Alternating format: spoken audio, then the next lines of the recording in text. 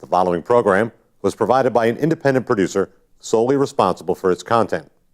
The opinions expressed do not necessarily represent the views of this station, its staff, board of directors, or underwriters.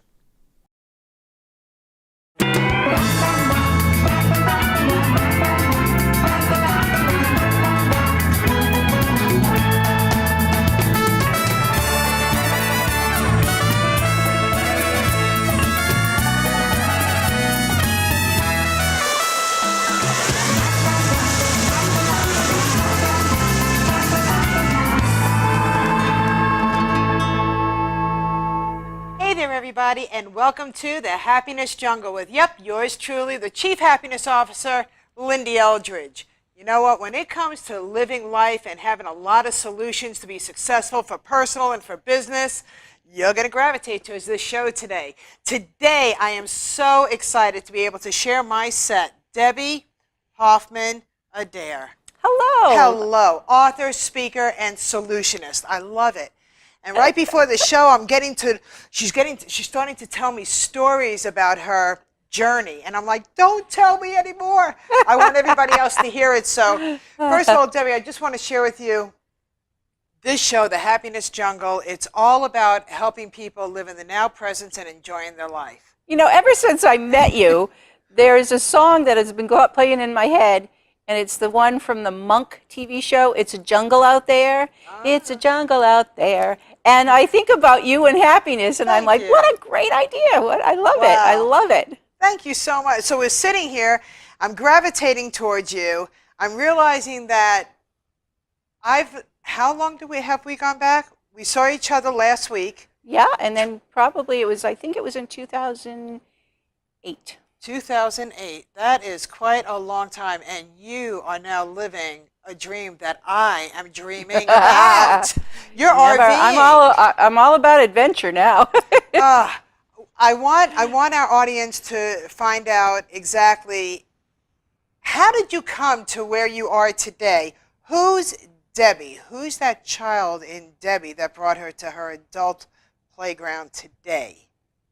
So share a little bit of, hey, I came from, and this is what I had, and now I'm doing. Well, I just did a networking seminar, which I've done for a long time. But this particular time, I started up by telling them that I had just celebrated my 60th birthday.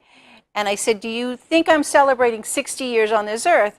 Actually, no, I'm celebrating that I have been positive for 30 years. Because on my 30th birthday, I was going to give myself the gift of checking out. I was done. Obviously, I didn't do it, and an angel intervened. But so you were done. Life was choking you that hard. Oh, it was horrible. Really. And I had grown. I mean, now hindsight is 20/20. I mean, I realized I had grown up in a negative environment. I had a negative life. I had all these things coming on top of me, from children being sick to businesses, well, whatever. And I realized, boy, you had to feel really bad about yourself if that's what I wanted to do on my 30th birthday. Wow. So fast forward, it's been 30 years of positivity, and just so you know, being positive is so much more fun. It is so. But that's why I celebrated my 60th, not because of the years on the earth. You're 60 years old. Yes. I've aged well. I'm preserved. You're but gorgeous. It's the positive. That's it. That's really it. I just always, I have such joy in my life. I mean, I still have bad days. Everybody has a bad day. Everybody has things that go wrong. But I've really learned that life really is a journey. Yeah, it is. And it's all about learning and putting yourself in different positions and meeting the most wonderful people and having fun and taking adventure. So it's all wrapped up. So that's who I was. I used to be very negative, and now I've lived a positive life for 30 years. Wow. A lot of our audience, they're sitting on the couch right now, and they feel like when you were 30 years old, like, what's in it for me? And talk to them. I want them to get my show is all about activity, so when they turn the show off today, that they go and do a positive action. You want to play a game with me? Sure. Okay, I have a spontaneous game. Okay. And people never know when I'm going to pull this out. Okay. And what it is I have 4 cards, and there's an action on the card. And you're going to give a positive twist to whatever action it is. Okay. I know. People are like, my guests are like, and you didn't tell me about this before, so I could at least Did prepare. I say that? No, I said, yes, I'm up for it. There you Okay. go. Go give it to me. So, we have those that are just in that woe's me, or they're just stuck. Some of them aren't even in the woe's me. A lot of happy people watch our show just to get another solution to get I hear you. de-stressed. I'd be watching. So here's an action that we all do. You pick a card. I want the hot pink. What's There the you hot go. pink? Eat, play, exercise. What do Eat, I? play, and exercise. So now, turn that into a rhythm that our audience could now take action. Should they be eating better so they could play better and exercise? What is exercise? Like me, don't tell me I have to go to a gym. I like to dance. What is it? So share that happy twist to help the people change right now their living habits. Well, first of all, the eat part. I love to go out to restaurants and things like that, but I don't have an office to have people come over. So I always meet people, and I meet them for tea. Let's go for tea. And I love that connection, that one-on-one, that's sitting around a round table and learning about people. So I do that mostly over tea and maybe a gluten-free cookie. I don't know. And I play. I love to play with people. Right. I love to brainstorm. I love to imagine new things. And the exercise, I got to be honest with you, I'm not as good at exercises as I could be. However, just today, Lyn-Dee, I was thinking, all right, now I'm settled where I'm going to be for a while. I think it's time for me to get a gym membership. Okay. And it's not something that I have to do. It's something that I wanted to do. This is something that I think, I think it's time. I really do like a treadmill. Yeah. I really do like that sort of thing. And so, I mean, I'm not going to, if I break a sweat, wow. But I know that that's important. And you know what it's important for? It's important to really keep yourself healthy. I like that. You just got off a road trip in an RV. So I've been in a van for a long time. You've been in a van. Tell us about that, because one of my dreams is to get that RV and just hit the road for as long as I want to until I'm ready to settle again. And Well, that's what we did. You're doing it. Did it, do it.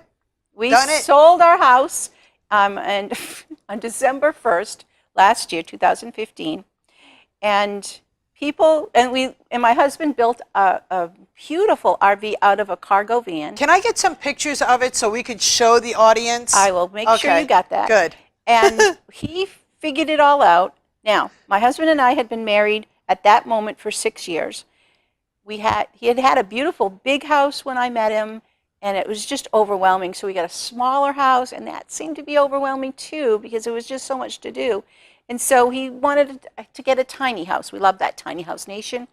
And I said to him, no, I don't mind the tiny part. It's that I don't want to stay still. If we're going to do this, I want to travel, like a camper or something like that. And he didn't want a camper. There's all these issues and stuff like that. So I said, well, you decide. We actually looked at school buses and all things, and we came up with a cargo van, just a white cargo van. There's nothing special. He bought it out in New York. He found it, and he stripped all the inside because it was an oxygen van, and it had a lot of metal into it. And he built it from the inside. And I told him, I am not going unless it's cute. No, is he a carpenter? Well, that's the funny thing. He had told me before in his life somewhere he had been a carpenter. And in the 6 years we had been married, I never saw any evidence of it. It was like, you were a carpenter? So we got this idea, and I told him, I am not helping you. You have to do this, because I had to sell our house, sell all of our furniture, and pack. And I knew that he wasn't going to help me in that. And he needed to be responsible for this piece. And he did a great job. It's adorable, adorable, adorable. And we put there's a roof on that goes up about 4 feet, and that's our queen-size bed upstairs. Wow. And it folds up during the day so that the ceilings in the van are way over 10 feet. Oh, and they've got windows all around it. So it's very bright. When I say I live in a van, it sounds like I live in a hole. But it's very bright and cheery, and he put beautiful wood paneling, and we have a sofa in there. We have all sorts of things. It's just amazing. And so people ask us this question. They say, did you go a lot of camping before you did this? And we're like, no. We never slept in that van until the day we sold the house, and we had no choice. We had to do that. And people a lot ask us, well, why didn't you just like rent the house in case you didn't like it? And I'm like, you know what? We didn't want to. If we rented the house, we would still have all this maintenance that needed to be done, and we didn't want to do it. But B, a lot of people are so worried about trying something new, and they have like a fallback if it doesn't work out. And I don't believe you need to do that. I mean, we just decided that we were going to try this adventure. At first, we thought about a year we'd do it. And then we realized that there was too much that we wanted to see. So then we said, okay, we'll do it for 2 years. Now we realize that it'll be 3 years. It'll be 3 years because we've gone a lot of places, but we still have a lot of things to do. And then when we find where we want to settle, we are going to have a yurt, which is a tent, and that's a whole nother story. And so that will take about 8 months to put the yurt together and all the land and property and stuff like that. So it'll be about 3 years that we're actually living in the van. But we just came back from a 2-month trip. We went out to Montana and Idaho and Washington, all at the northern. We went to see the Glacier National Forest, which is so beautiful. And we were gone, and we keep coming back here because this is our base in New Hampshire. We have family, we have lots of friends, and this is where my business. Home. This is home. But we spent most of the winter in Florida and in Georgia, in that area, and wherever you want, wherever you go. And you know what I love about you? You're such a giver that we're so blessed. You're like an angel with wings. Oh, it's true, because wherever you go, you also bring and deliver such amazing events and positivity, and it's exciting. How can people get a hold of you? That's first of all, because I have to share with you that Debby, not only does she mentor so many, oh my goodness, but I think that it's very important that we invest in ourselves. But it has to be worth an investment. And there are so many people out there, so many women out there, that if you hear that Debby Hoffman Adair is in your area, you need to check out what's going on, for real. We have lots of fun events, too. I actually created, don't ask me Tell me how. about the event with your bracelet. Well, first of all, we created a group of women that, I'm a motivational speaker, so I have a following, and women wanted to have a little bit more time with me. And so anyway, we created this thing called In the Presence of Positive Women. And it's just an organization, it's a membership, but we always say we walk by your side, and I gather positive women from all walks of life, and we bring them together, and you will find the person that you need to walk by your side this time, or make you laugh, or whatever. And then through that group, I just brainstorm and come up with ideas. I met this fabulous woman, Beth Gross Santos, who does the gratitude bracelets. And I'm like, oh, tell me more.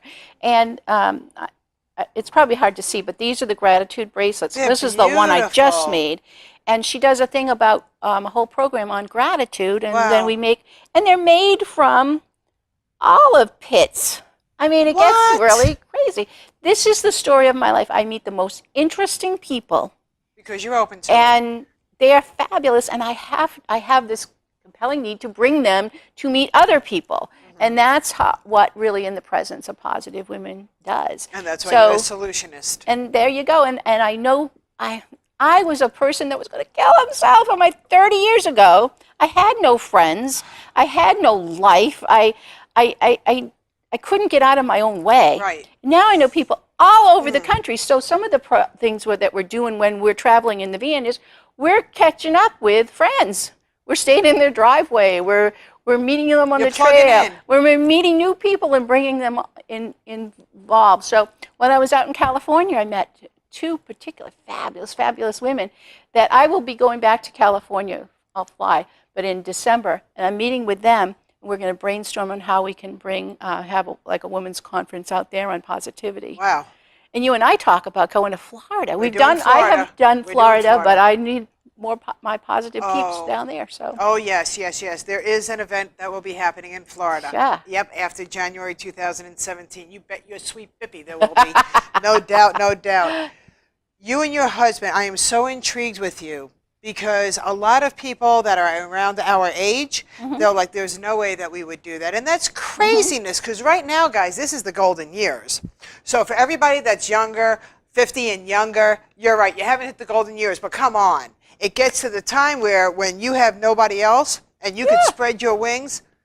You started your road trip with your husband, who was a carpenter in another life. What did he do before he retired? Well, he's on a disability through the he was a combat medic in Vietnam, but he really is. Thank you. He's wonderful. He really is an artist. So he is a musician. Okay, I have to stop right here. Okay. I want you to give him this. Okay. And then I want you to take one, and I give those out all over the world. And literally, they're just like, like for good energy. So whenever they're thinking, they fiddle faddle. Yeah, woohoo. Yeah. Well, he's a really wonderful man, and but he's really an artist. He must be. He built a home out of a He's a playwright. He's a actor. He's a singer. As a matter of fact, he wrote this music. It's a whole song, and it is so beautiful. It's called Blueprint Future. His name is Rick Adair. Rick Adair. And his father was a famous music writer in Hollywood. He wrote music his name was Tom Adair, and he wrote music for Frank Sinatra.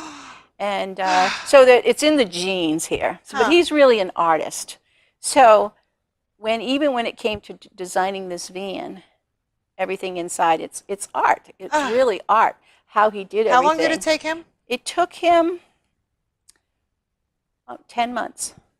And 10 months, okay. And when people would see it, they wouldn't see everything that was happening, because some of it you had to take all the metal out of because it was a cargo van. And then he has insulated that thing so superbly, because we have a cat. And we had 2 cats and a dog that were going to come on the trip with us. Oh. The dog was a service dog, so the dog could always go out. But I said to him, you have to design this so that if we're someplace where it's really warm and we go to a movie, the cats don't perish, Right. So he did. And now the dog did not come with us, and one of our cats, it just was better that they stayed with friends. But one cat is on board, and she's so adorable. So it's insulated. So anyway, the insulation took forever. So all of the pieces that went into it, and then now it's beautiful, but people would be like, "Oh, is this going to take you?" He was meticulous. He drew it all out. It was just fabulous watching him do this. And now wherever we go, nobody's ever seen anything like this, and so we get stopped all the time. People are, want to see inside. You should be in an RV magazine. We should be. We should never. We've taken pictures and stuff all along the way. He said he went to YouTube University to figure out how to do this. YouTube University. But nobody agreed on anything, and so he created it all. So we took pictures along the way. We didn't take videos, because I don't know about you, but sometimes if you watch those videos, like, this is how we hammer something. No, we just showed what we did, what he did. And every night I would go out and sit in the van with him, and he would show me what he did this time. Because remember, I'm selling getting the house ready for sale, packing, and downsizing. We sold just about everything. We've got a storage unit, there's a few pieces of furniture, but very little. And here's another thing, positive happiness. I gave away most of the stuff to people that I knew. Like, if I had something and I loved this, and I knew the value, and I knew I would never get the value of it, I would give this to someone that I knew loved it, or someone that loved the color, or something like that. I talk about that all the time. I now go visiting friends, and they have, that was my coffee table. This is, Doesn't that make you feel great? It does, because it wasn't about the money. It was about who is going to enjoy this. Dad, we got to stop right here, because we have just hit. There are so many triggers that were just said by you within the last 3 minutes. Okay. That I want our audience to, first of all, realize that downsizing is a great thing. And she just shared with you how you could downsize with love, giving, and then you get to enjoy it again because you revisit it. Absolutely. I have to tell you that I had another life before, and I was married for 30 years. And when I left that life, it was so hard to pack up and leave things. I couldn't do it. I had to have friends come over. They didn't have to pack, but they'd have to sit with me because it was just so traumatic. Very hard. But that being said, so I've already given away about, you know, and I was like, you know what? I lived to tell the tale, and I remember. This is funny. I remember the only things that I really missed were things that I had in my garden. I gave them some of them away, so I still see them. So this time around, remember, my husband does not know what's in that storage unit because I put everything in there, and it was in the back. The first things I put in were all the things that I had found from my gardens, and so that I can bring them back to when I have another garden. Those were the things that I missed the most, so that's what I kept in the now storage unit. But it's not hard to do. Right, I mean, it's but hard, it's a but process. it's like once you do it, you're so free. You're so free. It's like all that weight. You know what somebody told me one time when I was downsizing, because I too was getting ready for the RV lifestyle, so I learned to downsize. One of the greatest gifts was, first of all, just like what you did, give things to, if somebody comes in and says, my God, I love that, give it. The other thing was, that was extremely powerful to me, was if you look at this and you could say, would my kids keep that? Or would they throw it away? Throw it away. Because if it has no value, it has no value. And you don't want to take it with you. So downsizing became easier. What was really exciting, though, is that I didn't end up getting, I got a very small storage. Because you want to keep some stuff. Yeah, I mean, I have family photos. I have a few pieces of furniture that were my grandmother's or whatever. You know, I kept those. There's a process to downsizing, and it's so doable that you're going to enjoy and love it. Huh? Talk about decluttering. There are some of our viewers out there, and they're hoarders. They're either excessive hoarders or what have you. But this is a great way to share your stuff and be able to live a happier life. Right? Absolutely. And all right, I'm not anymore at this minute, but I loved going to consignment shops. Yeah. I love going bargain hunting. I love going to even the dump, you know, the swap shops and things like that, because I have become a person that makes things out of old. That's the artist in me. But for the past couple of years, I have not been able to do that. Why? Because I knew I was going in a van. And even when we travel, my husband knows that I love to do that. He'll say, today I've decided that we're just going to go to the junk shops for you. We're in the van, right? And I say to him, oh, you're so cute, but we're not, because I can't take anything. I can't. That's a tease. It's too much, so I don't do that. So I look forward to someday being able to do that again. But the stuff that's in those consignment shops, people gave them away. You know, that's what they. One man's junk is another man's treasure, and I am a firm believer of that. I know that for a fact, and I also know that I've given away clothes that still had labels on them, only because whatever reason. And now they're in a consignment store, and somebody else has the blessing of wearing something There you brand go. new, There no you matter go. what. I love it. So that's how you can. It's true. Spread a lot of happiness out there. It's true. And then for people that are starting over, you have new homes.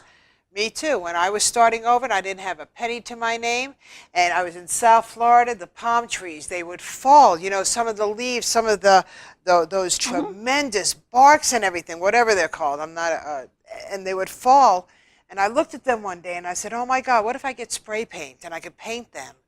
And I did, and then I spackled them, and I would hang them on my wall, and people would come, and they'd go, oh, my God, that's beautiful. Yeah, there you go. And when I was done with them, because, you know, your artwork sometimes, you know, it's enough. Whoever said they loved it, all of a sudden found it wrapped, and it was there. So several ways that you could downsize and start over, several solutions about that. And you bring joy. And you bring joy. So and I can't wait for my RV part of my life, because I'm like you. I know that eventually I'm going to want to settle back, and that's when I'll go and I'll get my little tchotchkes again and make my cozy home, right? Absolutely, because there's always more consignment shops that you can go to. There is. There is. So no matter how you travel in life, no matter where you are in life, everything is doable. We found this sign when we had our bigger house, and it was just an oddball that cost $5. I remember it. It says, "Surprise me." That's what it said. So we were just like, okay, that's the only picture that's hanging in the van. Really? Surprise me. Surprise me. Okay, where are we going to go? surprise me. I like that. Surprise me. Yeah, and we always have a plan. You know, Sure. we're going towards Montana. Right. Okay, but you don't have any time to get No. there. There's no restrictions. Nope, we just Do you go. remember Monday through Friday? Do you remember the no, days of the we have week? to. Or We have to actually. Somebody at some campground, they gave us one of the little sticky calendars. You know, you can put paper. And Rick's like, let's just throw that away. I'm like, no. Because every time you ask me, what's today's date, we have to get out our phone and stuff. So I made him put it on, it's like on the front dash Right. so that we can see it. And he thought that was silly. But he's like, you're right. Now at least we can say, I think it's this day or Saturday or something. And sometimes we would have, you know, look, we're going to meet a friend. Yeah. We met friends out in Montana, a friend that started in New Hampshire. how are and you she's able to crossing. meet people? Do you network? Do you go to events? Do you use No. meetup.com? Or do you just say hello? I just say hello. Just say hi. There's a lot of people out there. And again, I'm meeting, some people I'm meeting, I already know them, but Right. we're going to meet up here and they're going to introduce me to some. This time around, we did not go to any events. We just Right. had. But when I was in Florida this past winter, I went to a few things just to say hi. I'm a Toastmaster, so I Yeah. might go into Toastmaster meetings or something. But Right. we're always meeting people at You the always seem campgrounds to and like stuff. go to where you gravitate towards. Toastmaster. Oh, there's a Toastmaster in Florida. I guess I'll go and I'll introduce Yeah. myself to this group. We had a blast. You know, I want to take this time now to go out to my audience because the biggest thing is that they need to be active after they watch each one of our shows. Absolutely. And I want to take you back to the happy part where you said 30, no more. The rest of my life, bring it on. Mm-hmm. Give them that 30-second, all you need to do and all you need to do to believe in yourself is gravitate towards what's the solution for that person that's sitting on the edge of life saying that there's got to be something better. I read this quote. It was, I think, a Bible quote, but I can't quote. Here it says, if you live only for this world, you really get nothing. But if you live your life in order to get to heaven, whatever your interpretation of heaven is, then you not only get to go to heaven, but you get to have this life too. So I live a life of, what do I think the universe, how can I help the universe the best? What can I do? And I do it, but it brings me such joy and happiness. And I think if people think that way, you can't go wrong. If it feels good, do it. Yeah, go help Guys, somebody.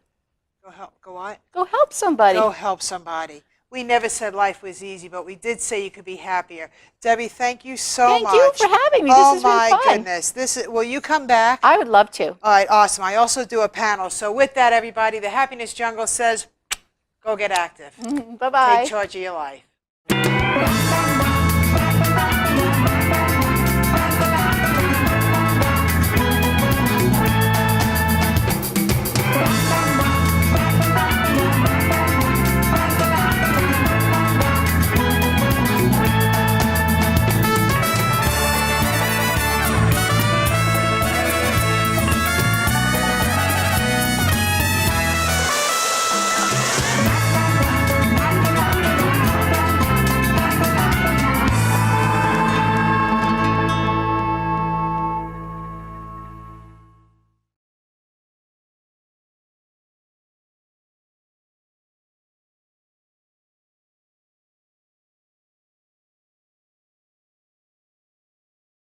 The preceding program was provided by an independent producer solely responsible for its content. The opinions expressed do not necessarily represent the views of this station, its staff, board of directors, or underwriters.